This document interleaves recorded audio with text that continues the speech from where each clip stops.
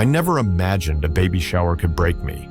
There I was, standing in our living room, streamers hanging above, pastel balloons floating lazily in the corners, and a banner that read, "Welcome, little one," taped across the mantel.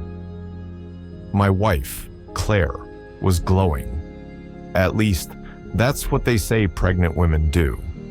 To me, it looked like she was hiding something that didn't glow. It festered. I smiled. I held her hand.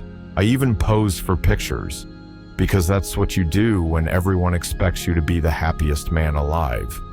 But the moment I opened the wrong envelope, the one not meant for me, the moment everything stopped. Inside was a sonogram, not ours. Someone else's name was printed at the top, and next to it, a handwritten note. "So excited to start this journey with you." Signed with a name I knew too well. It was her ex, the one she said was long gone, the one she promised she'd never talk to again. And suddenly, every moment, every kiss, every whispered promise, cracked like cheap porcelain in my hands. I don't even remember how I made it through the rest of that baby shower. People came up, congratulated me. Some even slapped me on the back like I'd won something. And I just stood there, clutching that envelope in my jacket pocket like it was a live grenade. Claire's laugh rang out across the room. I used to love that sound. It used to feel like home. Now it echoed like a stranger's voice in my ears, sharp, out of tune. I watched her. She was radiant, yes, but she kept looking at her phone, smiling at messages she'd quickly hide. My mind raced through timelines, trying to stitch together lies I hadn't even realized she'd told. How long had this been going on? How could I not have seen it?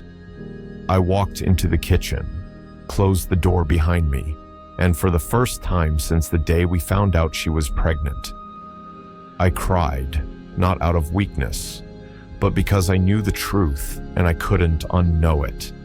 And the worst part, the baby.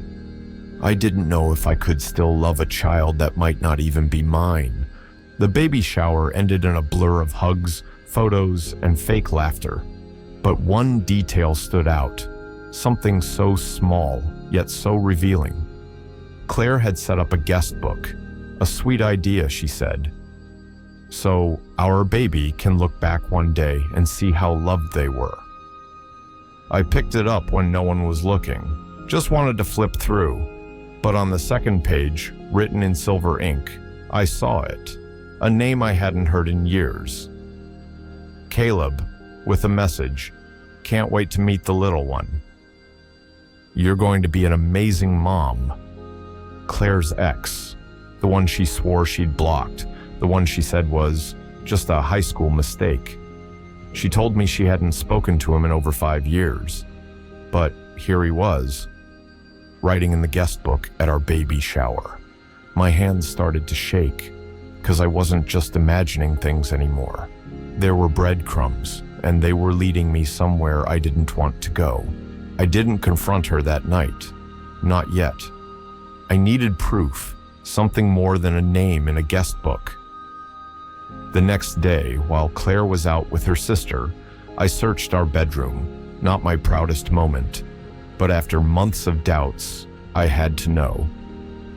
Then I found it, tucked behind a stack of old scarves in the back of her closet. A small white box, unopened, a DNA test kit. The label read, "Paternity Confirmation, Confidential Results." My heart nearly stopped. She had planned to test the baby herself, to find out if I was the father, without ever telling me. Why wouldn't she come to me directly? Unless she already suspected the truth. Or worse, she already knew. I sat there on the floor, staring at that box, for what felt like an hour. My entire world, the life we were building, was balancing on the edge of a cotton swab and a lab envelope. Claire insisted we go through with the baby shower. She said canceling would look suspicious. To who? I didn't know, but I agreed. I needed to keep things calm until I could figure out what to do next. The day of the shower arrived. Friends, family, balloons, pink everything. Claire was radiant, laughing, posing for photos, like nothing was wrong. Then I saw him, standing at the edge of the backyard, holding a gift, smiling like he belonged there. Eli, the man from the guest book, the man I had seen her texting months ago, who she said was just a friend from college. And the moment he walked up to Claire, the way she smiled at him, the way she touched his arm, how he looked at her belly, my heart sank. They thought no one noticed, but I did. Then her mother handed me a gift to open in front of everyone. I peeled the wrapping off, hands trembling. Inside, a onesie, printed in gold letters, Daddy's little girl. Everyone cheered, except me. I couldn't move. Because in that moment, I knew I wasn't Daddy. I couldn't stay silent anymore. After the party, when the guests had left and the pink balloons were deflating in the corner, I asked Claire if we could talk. She looked nervous, like some part of her already knew what was coming. We sat on the couch. I didn't yell. I didn't accuse. I simply said, "Who is Eli?" There was a pause, too long, too heavy. Then she said, "He's just a friend. He came to support me." I nodded, then pulled out my phone. I showed her the messages, the baby book, the matching dates, the photo of him with his hand on her stomach while she smiled at him. Her face fell. Gone was the glow. Gone was the act. She whispered, "I didn't know how to tell you. I was scared." I asked the question out loud, the one that had been eating me from the inside for weeks.